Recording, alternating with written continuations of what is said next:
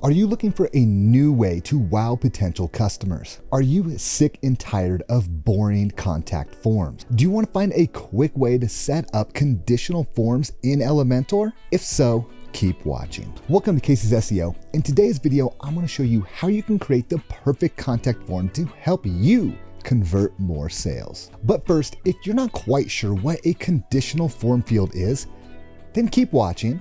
When using a conditional logic, you can create forms that change based on the user's answers in those fields. So to break this down really simply, depending on your user's answers, you can show or hide different fields. Creating a form like this will allow you to customize your form according to your user's needs. To get started, you'll need to download the Elementor and eAddons ProForm Conditions plugin. The eAddons plugin is not free, but they do have a couple different pricing options which you can choose for their plugin. And I will leave a link in the description below if you want to check those out. Next, you will need to create a new form and then start to add different form fields. For this example, I created a form for my Google Ads service.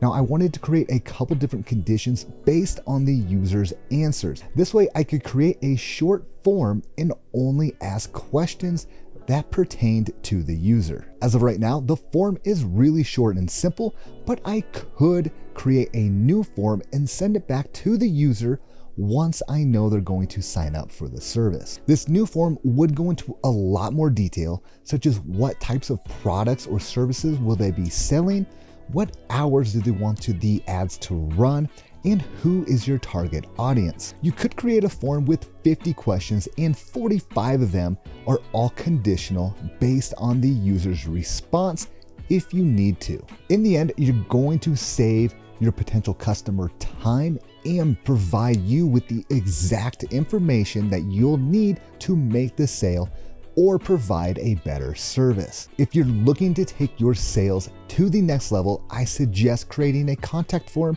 for each service you provide and ask as many questions as you need to make the sale. Just think about it. If you can find all your customers' pain points by asking the right questions, you will have a better chance of selling your product or service without putting in extra work answering more questions. I hope you guys enjoyed this video, and now you have one more tool that you can use to help make your sale. If you guys have any questions or need help with your SEO, let me know and hit that subscribe button so you can stay updated with more SEO tips.